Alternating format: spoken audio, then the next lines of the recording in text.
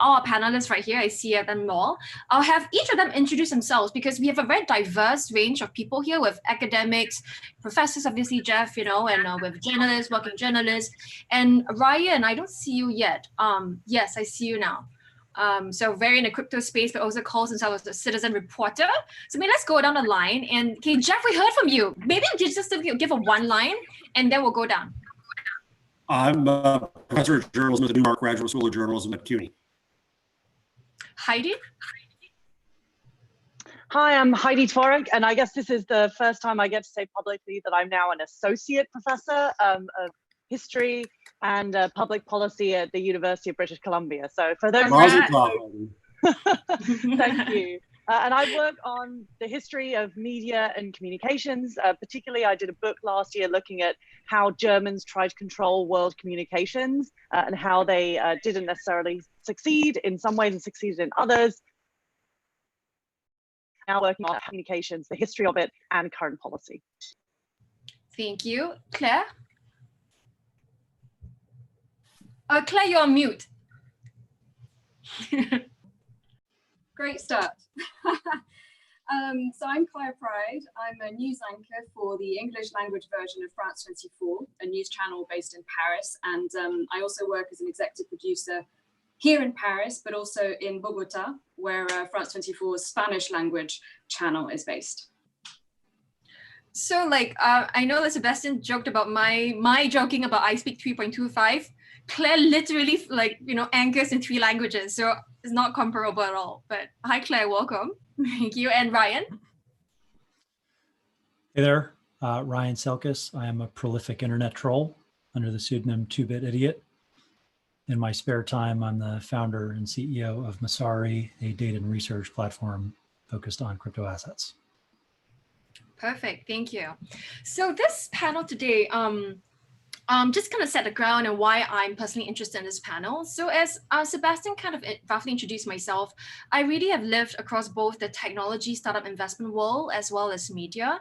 And for me, it's really important when I started the tech media blog, like back in 2005 in Singapore and Southeast Asia, it was really, really new. And I know this is media at large, but when I started it, I saw it's really important for media to be a pillar in society, right? So today, obviously media, we have many more form factors, many more platforms. And in this crisis right now, just some first figures have been out, which is that since COVID-19, it's pushed up internet use by 70%, streaming more than 12%. Some of you may have more accurate data than I have, but this is some of the initial data coming through. So obviously, just from numbers wise, media as a whole is more important. And as Jeff kind of roughly talked to kind of like the journalism and stuff like that, journalism also is important, arguably much more important. And there's a whole lot of to kind of a piece there. And so today with the diversity of the panel here, I really want to start first with kind of a more of a meta conversation. I know the audience here was maybe preaching to the choir, but hopefully this recording will go live and we can kind of spread the word a little bit more.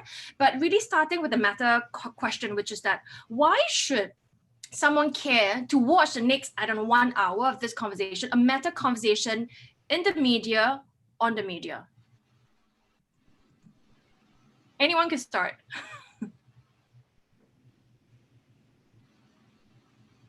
Okay. Well, I'll kick off. I'll kick off. I think, and I say this with love, I've been an independent analyst. That's how I got into the crypto industry to begin with.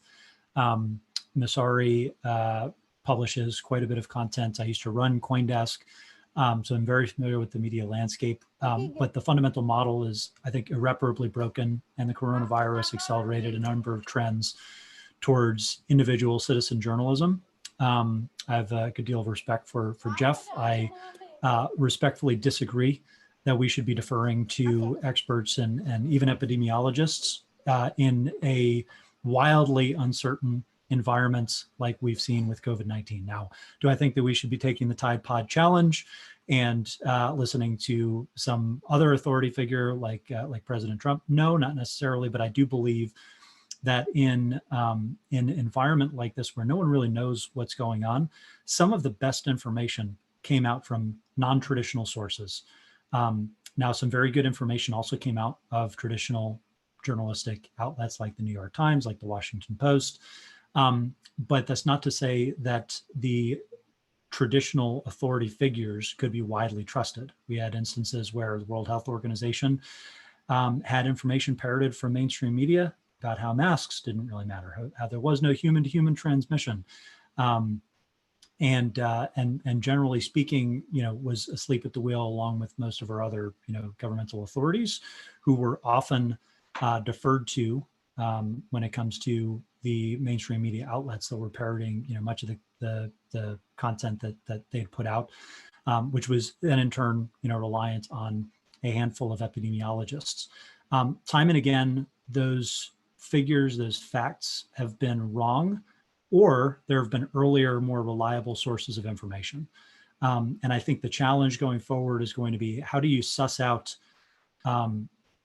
absolutely fake news in a distributed manner versus relying on appeals to authority, which gives you a different type of error, type 2 error, maybe, where you're talking about false positives versus false negatives.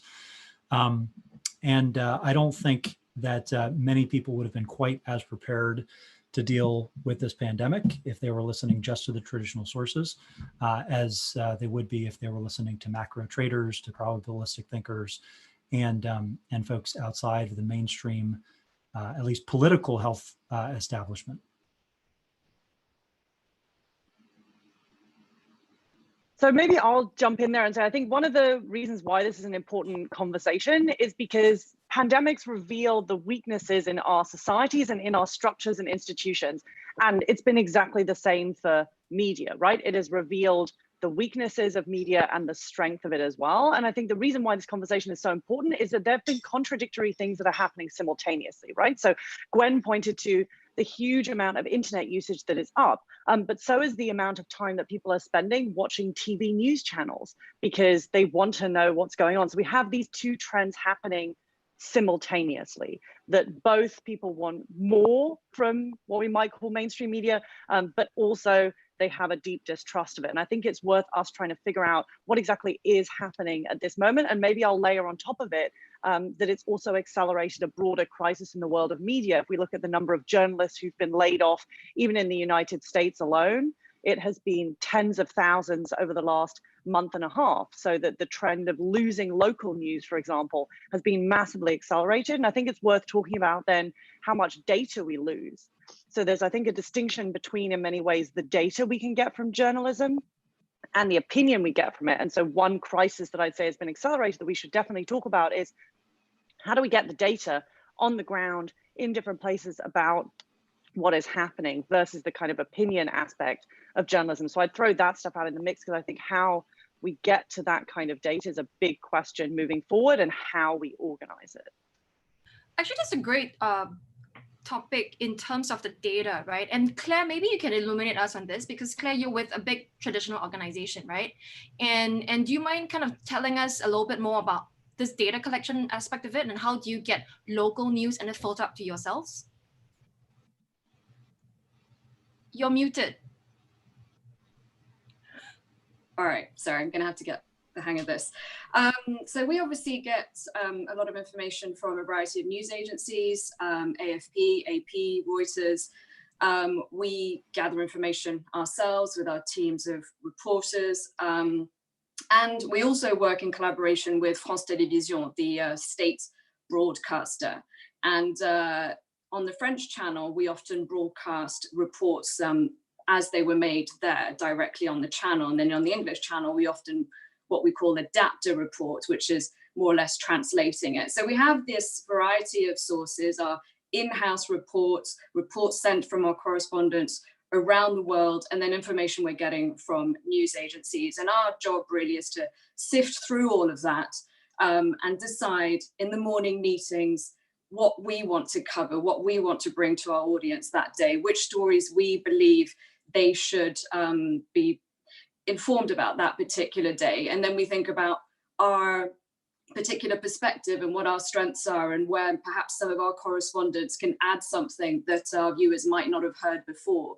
And earlier, Jeff was talking about underrepresented populations, communities. And I think that's something that international news channels can do well when they have correspondents in all four corners of the globe, who really get out there, even now, even in these difficult circumstances of getting out and social distancing and having to use boom mics when you're talking to people, so you don't necessarily have that proximity.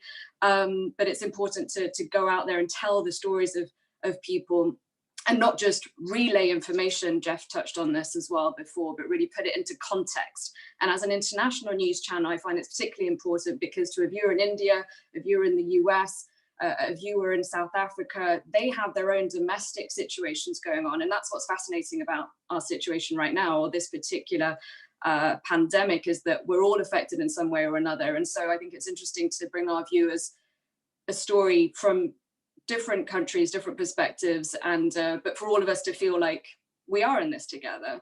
And that's what I find is a particular challenge, but also an opportunity for us. Jeff, do you have anything to kind of respond to that?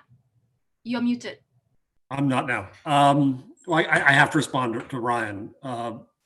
Let me be clear here that I've been a renegade in media. I'm a blogger. I believe in the voices of the public and the people.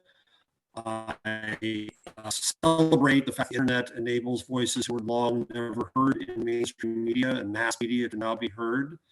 They were always there. However, to dismiss expertise is frightening, absolutely frightening.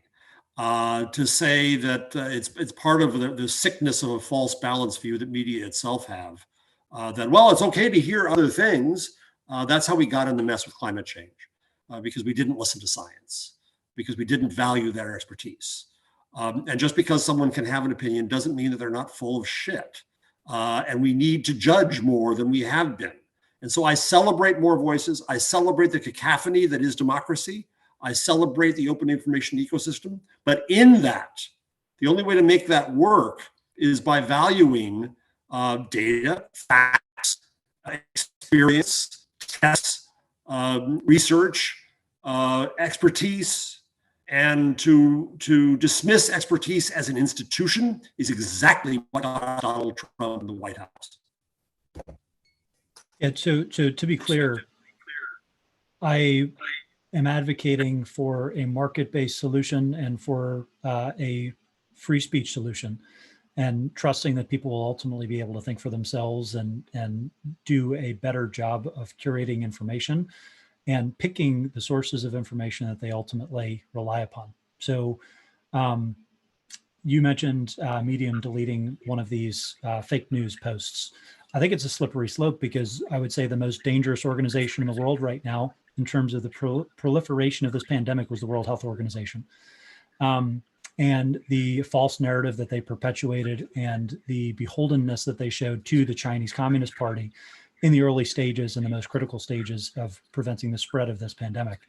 So, you can't have it both ways. And my general point is that if we're going to censor on one side, I think it's just as bad as if you're censoring on the other. The idea that we should all be default beholden to some authority figures, whether they're the Chinese Communist Party, whether they're Medium and Facebook, doesn't really matter. Whether they're the Trump administration, doesn't really matter.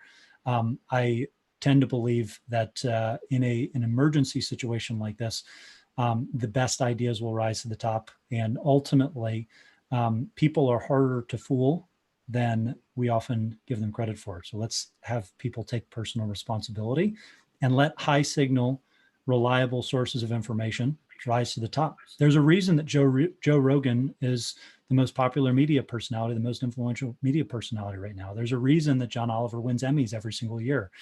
They are non-traditional media sources, but what they deliver in terms of satire is more truthful than most of what you get in an otherwise broken media model. So I'm not saying we should throw out epidemiologists.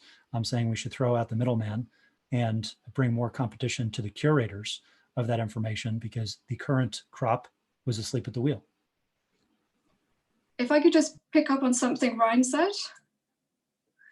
Ryan mentioned choosing media, and I think that's a really interesting point, that I would encourage our viewers to get their information from a variety of sources, as I myself do. And I think you're right that we should also trust people to be able to form their own opinions based on the variety of media that they use, be it TV or newspapers, online, radio.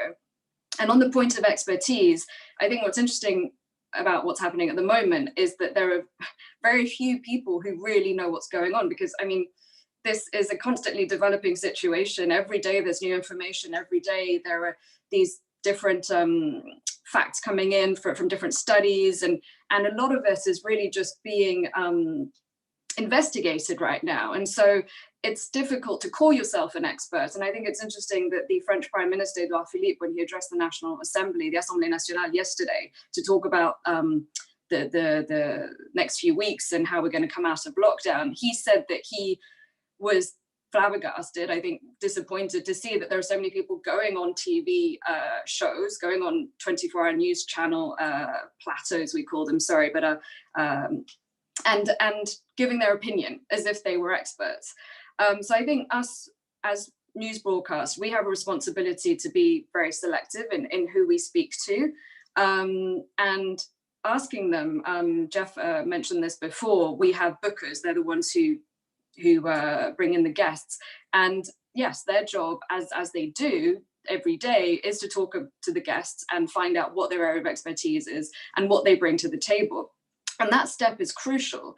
As a news anchor, if I only have the name of the person and what they do, and it could just be doctor, that's not very useful to me. I need to know really what it is that they do, what their area of expertise is, because that'll make not only for a better interview, but also it'll be better for our viewers, obviously. They will get the most out of this interview. Yeah, so maybe I'll just come in. Sorry, Heidi, just a 5-second thought.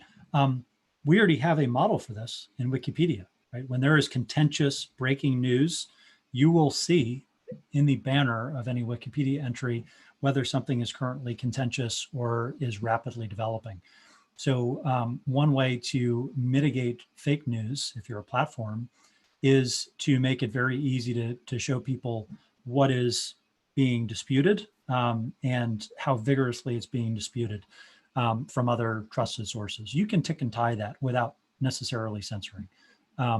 So one general thoughts, and I think ultimately you'd be able to quantify that and ultimately come up with more reliable curative sources over time.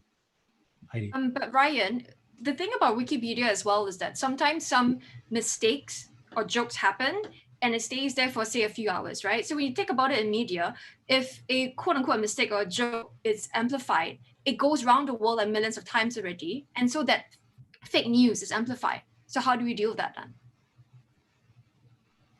then? Well, I mean, I think the leading source of fake news globally currently coming from the White House and Beijing. So, you know, if you're just relying on any institution on any side of the political spectrum to be the single source of truth, I think is problematic. So for high stakes issues like this, I think it's perfectly fine to have a number of sources of information that people can filter through, and ultimately you can get a sense for where the consensus opinion is and what should be relegated to the conspiracy theory bucket. Although some conspiracy theories ultimately have been proven true with this particular virus. So I don't want to get, you know, obviously everybody's focused on the coronavirus itself, but this applies to the economic repercussions. This applies to the, you know, financial system repercussions, the second order, third order effects that are downstream, and we're just starting to see the impact of. I don't think it's healthy to have a democratic system where some of the leading tech platforms are playing judge, jury, and executioner, because today it's about health. Tomorrow it's going to be about financial information, and the day after that it will be about political information. And it's I don't think that this slippery slope argument is premature, given the stakes right now and given how fast everything has been accelerating and what we consider normal now versus what we considered normal just a few months ago. And even before the crisis, the year-over-year change in the behavior of these major platforms. Yeah, so maybe I'll jump in and say that in many ways, what's so interesting about this is when I put my historian hat on, we're kind of rehashing debates that happened around the period of the interwar period, right? So after World War I, the sort of first moment where the US government is really involved in creating propaganda and various types of information. Some of the people who are involved in that, like Walter Lippmann, in terms of having government steer information, Lippmann is the person who invents the word stereotype as we currently understand it. And his argument is we need experts because people filter the world through their own stereotypes. We can't expect people to be able to be informed about all things at all times. And so we need experts to do some filtering. But his sort of sub-argument is the problem with media, and he's writing this in the 1920s in a book called Public Opinion. The problem with media is that they pretend that they can inform all people about all things, and they take on this role that it's impossible for them to fulfill. So he's the sort of one version of this where he says, actually, experts are really important. And the other side of this, it wasn't really a debate at the time, but we now in retrospect construct it as one, is the sort of John Dewey view, which I'd say is kind of your view, Ryan, which is people can educate themselves, and this is how they're going to be able to filter information. So I put that as sort of broad brushstrokes out there that we've been having these kind of debates for quite a long time, whether people are able to filter information for themselves or whether it's really up to experts to do that filtering for people because most people don't have the time or interest in some way. Maybe I'll just add a kind of another element to this debate that I think is quite useful to think about historically, and that's that I think it's really important for us to distinguish between news, so learning about new things that happen in the world, and journalism, which is a particular way of reporting on news. And journalism is an incredibly young phenomenon. As someone I write with a lot, John Maxwell Hamilton puts it, professional journalism is younger than professional baseball. So all of the standards and ideals we associate with it, objectivity, neutrality, along with all of the problems like false balance, these things emerge basically a century ago, really valorized in the post-World War II world. But of course, people learned about new things long before professional journalism, and all of the other kind of contextual factors, the technology, economic situation, the way the world worked in the period changed so.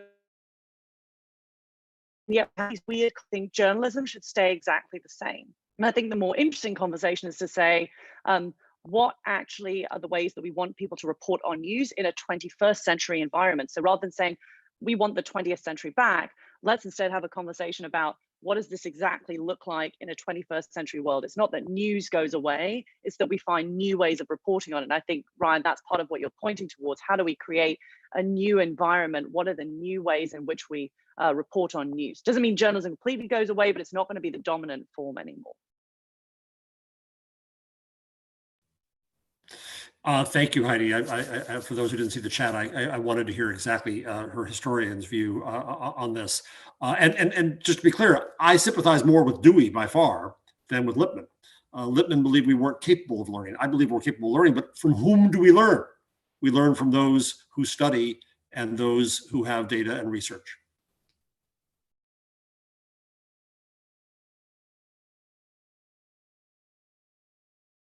I would love to go to Claire now to kind of shift tack a little bit and kind of go to on the ground kind of point of view again.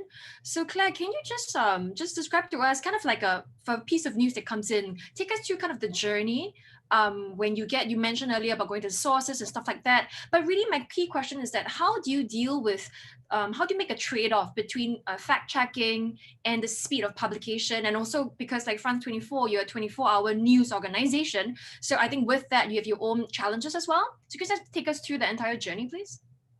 I think that's a very important distinction to make, because as a 24-hour news channel, and I have to say at the moment we're not broadcasting 24 hours because of the lockdown. We don't have a shift overnight, but normally, yes, we are broadcasting constantly. And so it's a very different way of working, I'd say, than if you're in the UK preparing something for the 6 p.m. or the 10 p.m, or if you're in France preparing something for the 8 p.m. bulletin, the one I would say most people tune in for. So in the sense that, yes, because we're constantly live, then we have that time pressure that I think is different if you're working on an article for something that's going to be published the next day, etc. So it's a very particular working environment, which is important to, I think, highlight. But of course, we still have to be rigorous and go through that process of checking the sources and when alerts come up, because when I'm in the studio and there's a computer in front of me, I have alerts coming in from the various news agencies.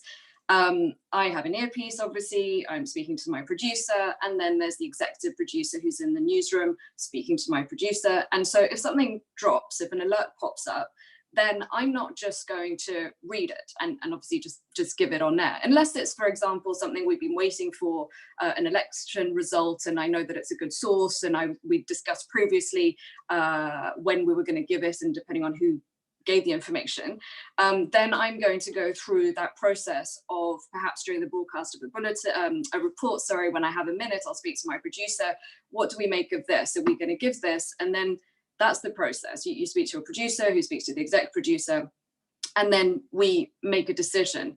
And also, like you said, there's the speed issue. How important is it to get it out very fast? So I think what's interesting with us is that locally there are 24-hour French news channels, and they're very much in competition with each other. And sometimes the pressure gets too much and you might put the information out without going through all those checks of calling someone on the ground, calling a correspondent, double checking, triple checking. And I think perhaps maybe an advantage we have is not having that direct competition. Of course, there are other big broadcasters, CNN, BBC World, etc. They have very different budgets. So we have a different way of working, but obviously we have to be vigorous and I think rigorous. And what's difficult at a time like this is doing that when there are fewer people in the newsroom, when it's harder to coordinate because a lot of people are working from home.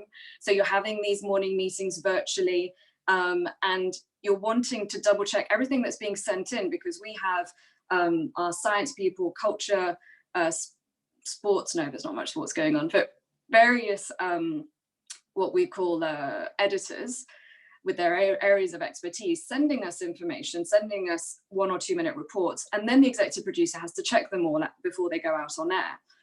But in reality, how are you going to be able to go through every little detail of that report and every single one of them that's coming in from all over the world when you are also in charge of putting out bulletins on 2 different channels, because that's what executive producers at France 24 do. They're generally in charge of 2 different channels, the French and the English. So it's these time pressures that we're under.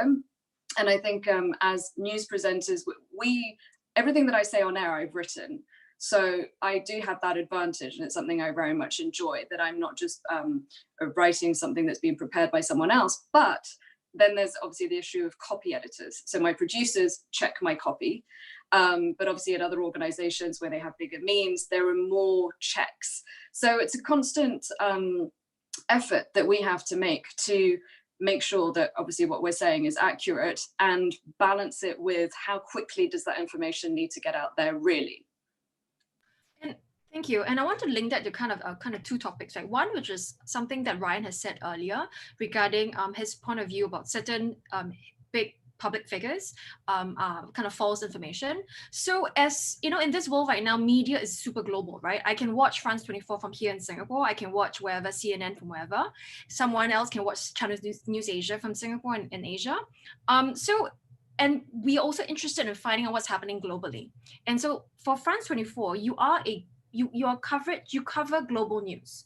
So when it comes down to kind of covering what happens in other geographies, how do you then filter the information? Because there's a lot of live streaming happening and all the press conferences and stuff like that. How do you deal with kind of real-time editing and perhaps, are you doing any real-time censorship, for example?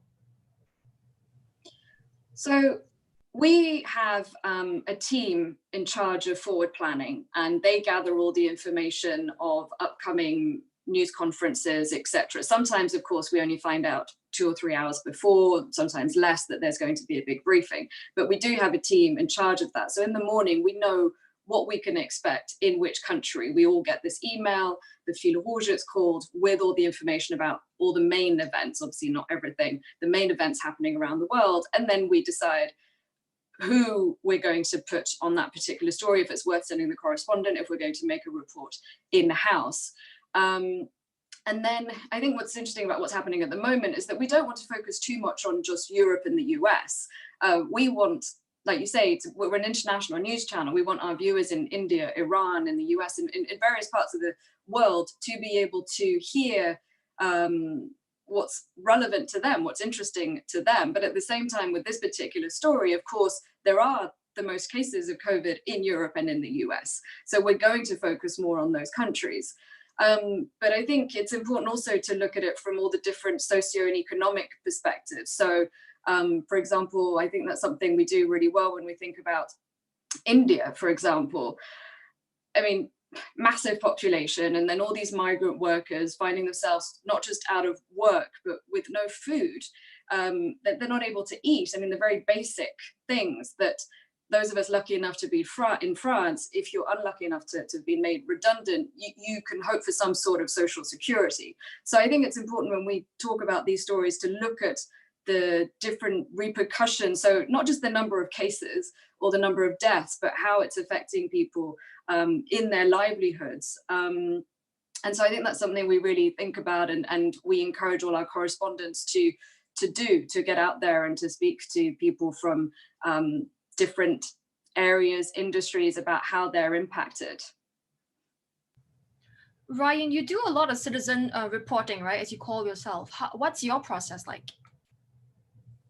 Well, I don't really call myself a citizen journalist. I think that's a fancy term for people that are active on social media, have a following, and employ some common sense. But I actually do listen to experts, a combination of experts and data.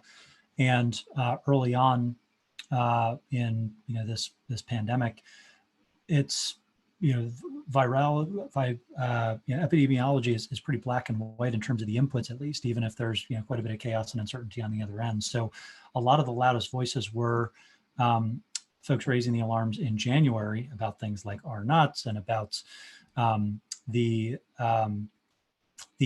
pervasiveness and deadliness of this disease and the impact that it has on all ages, particularly vulnerable populations.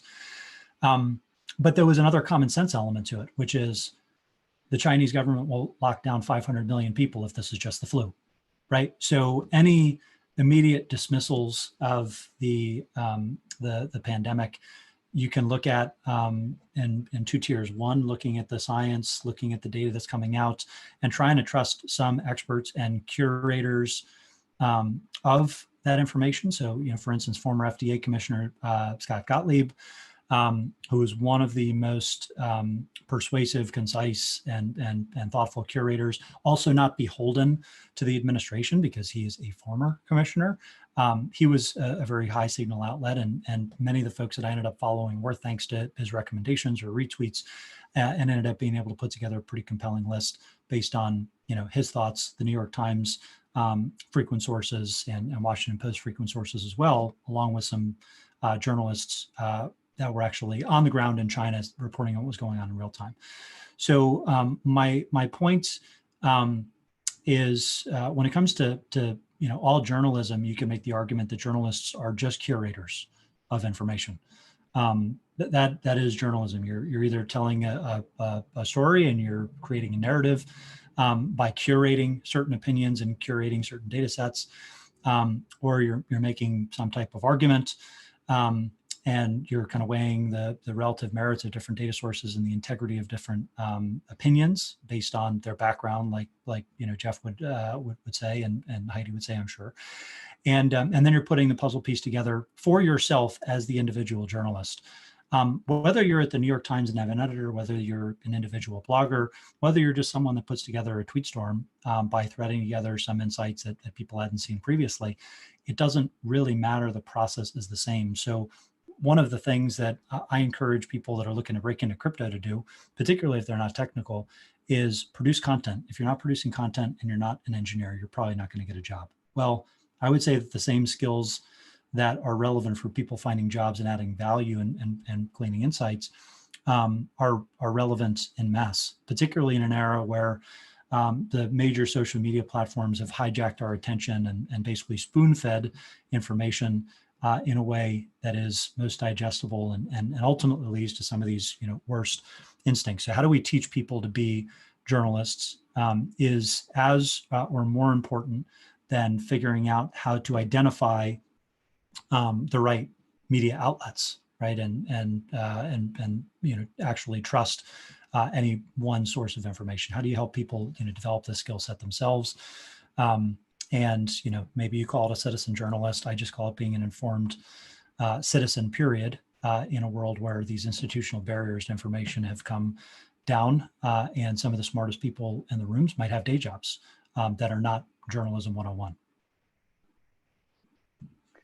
Yeah, I just quickly wanted to jump in and say that the question of data, I think, is a really important one, because it actually is completely intertwined with the question of media, right? I mean, if you think about the very basic question in the US of how many COVID-19 tests were being done, when you aren't getting information from the places you would expect, you look at the projects that pulled that together, and it was things like The Atlantic in a pretty crowdsourced project. So I think what we see is no longer this distinction between there's the journalism outlet, there's the citizen journalist, and then there's the institutions. There's in fact a melding of all of these things. And what's been so interesting is to see how actually journalism itself has evolved incredibly, which is a combination between The Atlantic sees there's a problem here, we don't know how many tests, combines with some people who are experts on the ground, and then a bunch of citizens in different places, such that in this very bizarre world in which some institutions are failing to provide basic standard data, it's actually now on some media outlets that are helping to create that. So I would say, just to push back a little bit on the idea that data is black and white. In fact, what we've seen here is it's very difficult to even know the basic questions of how many tests are being done, et cetera, without input of media outlets combined with citizens. And that's something that I think neat to see has been that evolution, that actually at a moment when some of our institutions aren't functioning as they should be, that are picking up the slack. So with all the media that's been consumed, should journalists try to be entertaining? Are we competing with entertainment for eyeballs and kind of mind share? Claire? Oh, Jeff, yeah. Yes, I was just going to say, thanks, Jeff. No, I don't think our job is to entertain at all. Our job is to inform and to give people context, to go to our correspondents, to go to guests, because we as newsreaders, for example, are seen as figures of authority, but we're not experts, so we do need to go to the expert. And I don't think we can tell a story in as interesting a way as possible, and in TV, obviously, images are very important to that, but we also have to be sensitive and show empathy, and so I think entertainment is especially particularly with a story like this one, where we're talking about people dying, people suffering, people losing their jobs. No, I think to try and make it entertaining or to have sassy straps, what shows up on the screen at the bottom of your screen when you're watching a news bulletin, you don't want to alarm people. Our job is not to speculate. And I think there's a lot of talk, and perhaps it's to be expected on 24-hour news channels where you sometimes have to fill the time. You end up talking a lot about this future, this hypothetical future. We don't really know what's going to happen. And there's so much going on right now that I think we should focus on that. So not entertaining. I think challenging the authorities, and reassuring people if we can. And I found that was very important during the Paris attacks, for example, as well, that we shouldn't worry people any more than necessary, just concentrate on giving them the facts. And then also just one other point I'd like to make is that I think when it comes to neutrality, no, I don't think we should necessarily be neutral. I mean, I don't give my opinion, of course, that is not my job. We do have commentators for that. That's not my job, but I will call out racism or sexism. For example, this was a little while back, but you might remember when Donald Trump was talking about the Squad, those 4 congresswomen in the US known as the Squad, and said something along the lines of they really should just go back to where they came from. And I know that some media outlets were saying, these comments are considered racist. And I had a conversation with my producers and my team about this, where I insisted on saying he made racist comments. I don't want to say some people would consider this racist. I mean, it is. And so I think that's when journalists have to be brave and sometimes just call it as it is.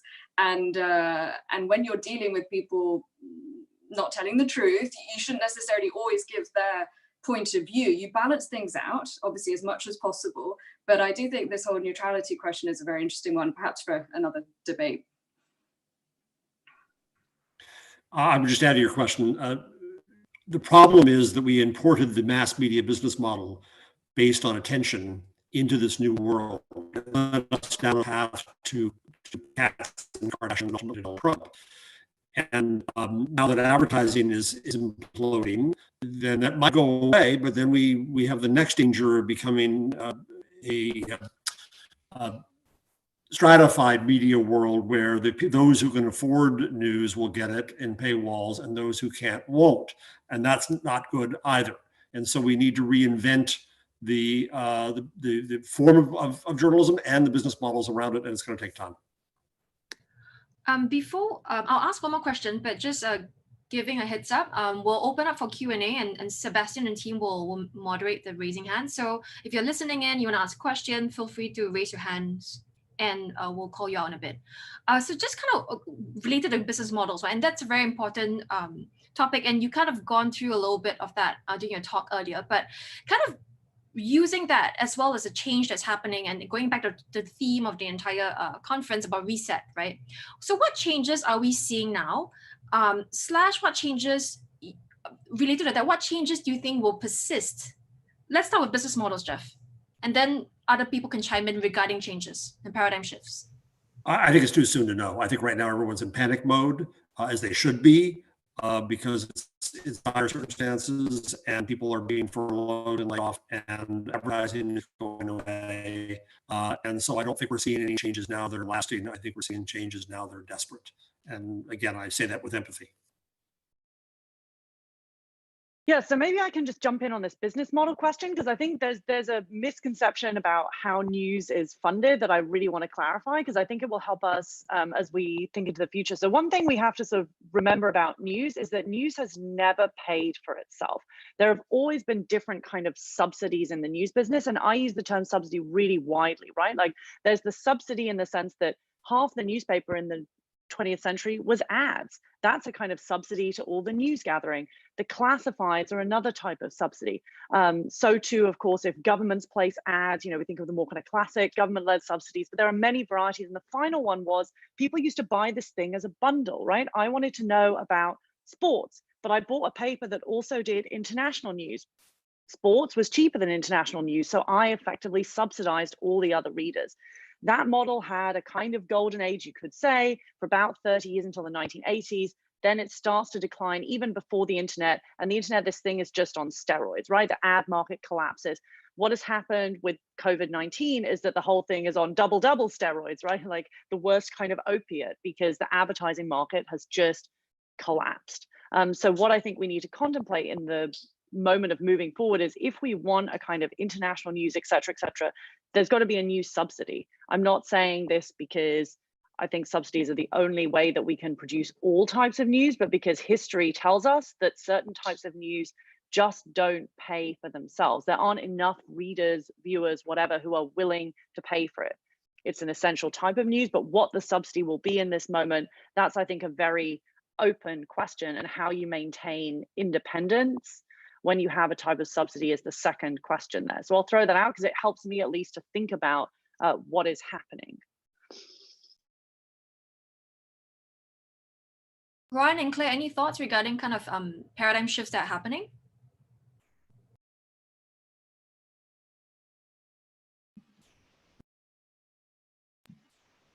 Ladies first. I've been speaking a lot, so I want to. That's how I feel as well, actually. I thought I've spoken lots, so. Well, let me just jump in here. Why don't we open it up for questions from the audience? There's a lot of questions here. So if you'd like to ask a question, please raise your hand and I'll allow you to speak.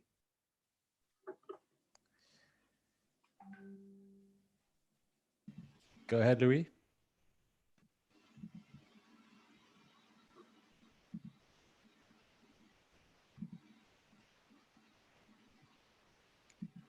Sorry, go ahead, Louis. Yeah, works now, I think. Yeah, quick question. We've had the debate between, I mean, the pointed by, I think, Heidi on should we rely on experts to issue and organize information, or should we let people curate and filter information? Something that I think has been coined as citizen journalism. I'm wondering how. I mean, not everybody has the time to, go on Twitter, select and curate different sources of information, establish their legitimacy and the people who are behind it and stuff. Like most people go on, I don't know, Fox News, or in France, like things like BFM TV and fast-paced, not that good quality of information channels. Yeah, I'm wondering if there's a hope in citizen journalism at scale, because it's like, yeah, it necessitates some some degree of education and resources to be able to put into this, and it certainly has limits. I'm wondering if you have thoughts about that. Ryan, perhaps?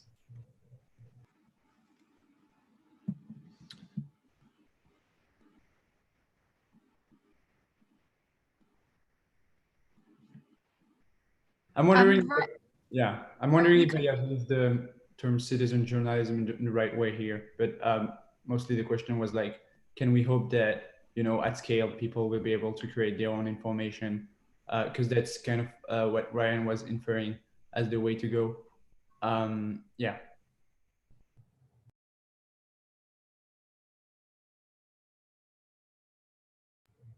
Did Ryan disappear? Does anybody want to take that? Yeah. Does anyone want to take that? Heidi? Yeah, I can try and take that one on. So I think one of the things that we're seeing is obviously just a differentiation of the landscape, right? Different people going to different channels. But I think the point of time is a key one. It goes back to Lippmann, right? One of Lippmann's points was, we place on people this burden to know about all things at all times. And what we have to recognize, he would say, is, people have half an hour on the tram to read the news, and that's all they've got. And now we might say, okay, people have half an hour to check their smartphone, etc. So I've thought for a long time, one of the points here is about curation, which I think Jeff was talking about as well. How do you get the lists that are already curated for you? So it's not necessarily that everybody is a citizen journalist. It's more a question of who are going to be the curators at this point, because we have to recognize that not everybody, we're the people who have the time, right? We're the ones who have the several hours a day, and it's our day job to filter through information. So the question is, who are going to be the curators for others? And I think the point is just that that's become much more distributed. Different people are going to different curators. And maybe the final thing I'll say about that is there are lots of ways in which that's a really good thing, because just feels, in fact, pushing out a whole bunch of voices, right? I mean, if we think about the experiences of COVID-19, it's very clear that it disproportionately affects certain groups of people, not just in the US, but also in the UK. When we look at the doctors who are dying, basically all of them are Black or otherwise from people of color. And so if we have different types of stories that are being told that aren't necessarily filtered through just a few channels, that can be really essential in these moments. So I think it's more maybe thinking about who are the curators rather than who are the producers, which can be a helpful way of thinking about how to deal with people who have too little time. Yeah, thank you very much. Oh, sorry. I think I will give Louis. Sorry, go ahead, Louis. Yeah, no worries. Yeah, curation is definitely important, and I really like the fact that we can have multiple different sources of information, different voices which are legitimate in their own ways and kind of like bring their own value to the table and stuff. One thing I'm kind of also like a bit worried about though is when we have like multiple sources of information legitimate in their own way, like we're seeing increasingly in like this kind of like postmodern or whatever word, that we're living in. I don't know like if it's going to help at the like more like higher level to move the debate forward collectively, because like increasingly like we're seeing this fragmentation. So hopefully I think it would be an improvement to have like different voices who are creating actionable and valuable information around different products in their own styles, so people can actually move around these new stories and new narratives and all these things.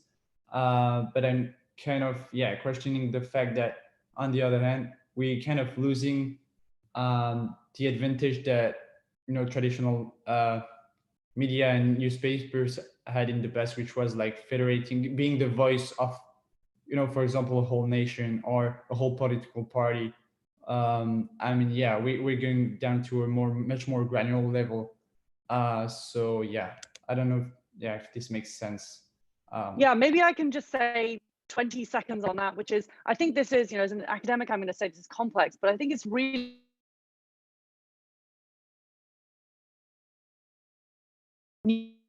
presented a whole party, whole people, etc., always relied on excluding a whole bunch of people, right? I mean, a newspaper in the 1960s was composed of, in some places, mostly middle-class white guys writing stuff, with maybe the rare woman if you were lucky. And so, yes, they seemed to speak for a nation, but in fact, they did by excluding a whole bunch of people. And even now, if we look at who are journalists, there are huge numbers of people who get marginalized from telling their story. So I think we end up with, yes, it seems like a greater fragmentation, but on the other hand, part of that is because people who didn't get to speak before now have a voice. So I'd kind of caution against nostalgia for what we had before, because it relied on a bunch of people not being able to speak and voice their opinions.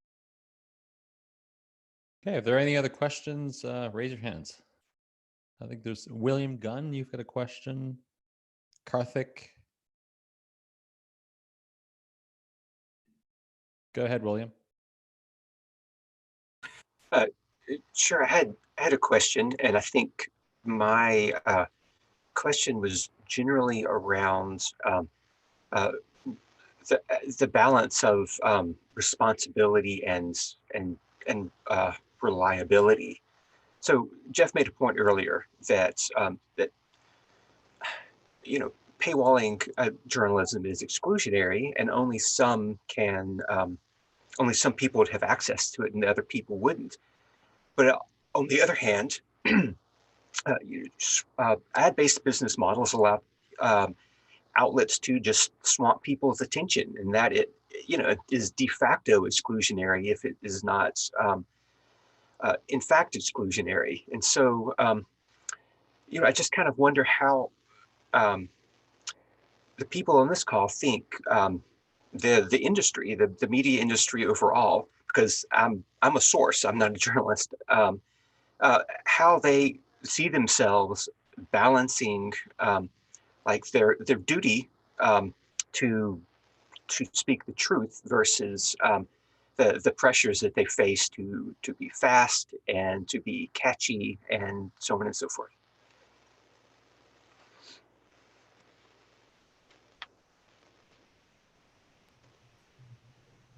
So we Anybody kind want to of take that? talked about the topic earlier, but yeah, anyone? Jeff, I think you unmuted yourself. Do you want to give that a go? Yeah, and I want to combine it with a question that Hazel had in the Q&A, which you like, Gwendolyn, is what's our obligation here? Heidi and I both been talking about the business models, and when I talk to my students, we go through. I say that every single revenue source has conflict built in. Every single thing you can do has conflict. Subscriptions are not pure because then you start playing to the audience and their desires. Advertising is not pure because you're just trying to get attention. Government is not pure because he and she who give can take away, and so on and so on and so on. So you have to be aware of that. And it's our job in journalism to try to stand back from that and stand up for intellectual freedom and intellectual honesty. So that leads to Hazel's question, which is, do we have a moral responsibility to change public opinion? Which I think is a really, really interesting question. Because if that public opinion is that vaccines are bad for you, then yes, we have a moral obligation to change that. And I think that the myth of objectivity and neutrality that we had in journalism has hurt us over time, because it's meant that we haven't been honest enough about where we stand and where we come from. We still have many obligations in journalism toward being factual, toward intellectual honesty, for saying basically uncomfortable truths, for fairness. There's a lot of doctrines we have, but I think at the end of the day, we like the platforms today have been too allergic to making judgments. And if dangerous anti-vaccination talk is out there just because the market might like it, doesn't mean that we don't have an obligation to try to find its source, which is often propagandistic, and to try to counteract it. Well, could I have just a little follow-up then? I guess my question is, since I work with a lot of researchers, what do I need to do to feel comfortable? The current advice I give to researchers about speaking with the media is, in general, you don't want to do that because your incentive is to get it right, and their incentive is to be first or to be catchy. So unless you know the person and you know their reputation and you know that they are reliable, and have a few people that I can point to for that. I like Stat News, for example, a lot of their stuff. Then you generally shouldn't be talking. Like, do people have a better, guidance for me to give researchers?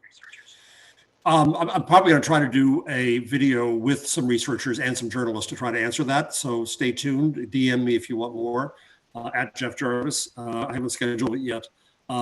Yes, it's difficult. The researchers I've talked to have had a decent experience with media, have found out what the questions are. If they don't like the bent of the reporter, they hang up, they stop, they say, no, you're headed the wrong way. That's okay. They tell the reporter what they're capable of answering, what they're not capable of answering. In American journalism, we tend not to show quotes beforehand, but in European journalism, especially German journalism, they do. I think it's probably a better method, especially when you deal with science. So you can ask to say, play this back to me. We both have an interest in accuracy. And look at the track record of the journalist. And if they are full of crap, don't answer the call. But if they seem to be somebody who you think is trying to get it right, and don't be afraid of telling them they have the story wrong. They often come out with an assignment that says, I want to do this story. And you can tell them, well, no, actually the evidence says the story's over here. And if they're not listening, then get off. So we have one more question from Karthik. Go ahead.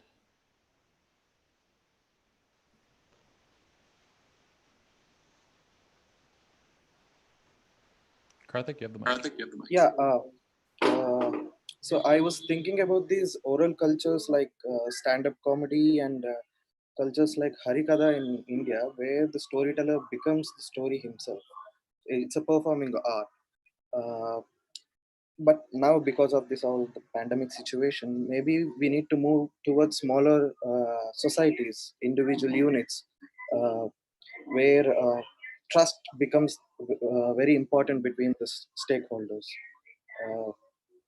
I mean, is it a viable option in the foreseeable future, where we don't have to depend on objective data or information, but move towards subjective stories like Gonzo journalism by Hunter S. Thompson? Like underground press during the Vietnam War in America. Maybe towards more of let the people who are able to do it, let them do it, and the society will choose which one is better. So that's my question. Hello? Any other panelists want to? I can jump in quickly, maybe just to pick up on some of the things that you're saying and throw in some of the research that has existed for a long time on this. So one is this question of trust and who do we trust? So there's been for a long time the idea put forward by a researcher called Elizabeth Noelle-Neumann about there are basically two influences here. So it's called the two-step model, where in fact, people who we trust. So that rather than an institution, we might think about, okay, do we trust more our neighbor, social media, et cetera, et cetera. And there are lots of surveys that also tell us this is very generational now. So who people over 60 trust is actually quite different than people below the age of 20. So maybe I'll just throw that into the mix. And I think a lot of the questions that we ask about who is more trusting, et cetera, someone asked in the chat about Fox News, for example. That's a generational question of people mostly over the age of 60 or 70 in the United States. People below 30 are generally quite skeptical of all of these different types of information. So I think when we think about trust, you've got to be a lot more differentiated. Think about this sort of two-step model where we tend to trust information more from people whom we already trust, but the people whom we trust really differs depending on our ethnicity and especially our age, which I think is really crucial at this moment, particularly in COVID-19, when the people who are most susceptible are the ones who are likeliest to be watching Fox News. If we think about this in the American context, there's a horrific overlap here between the channel that was telling people don't worry about it and the type of people who were watching it who were the most susceptible. So I think it will help us in this moment to just really differentiate when we talk about trust, who exactly we're thinking about. Can I just add something to that? I think there are certain broadcasters that, I mean, I'm not going to list any, but that I would trust all of the time. But I think you still have to watch with a certain degree of, you know, not necessarily questioning everything, but just thinking, for example, there's one particular story that I found quite interesting recently is how people have covered Sweden.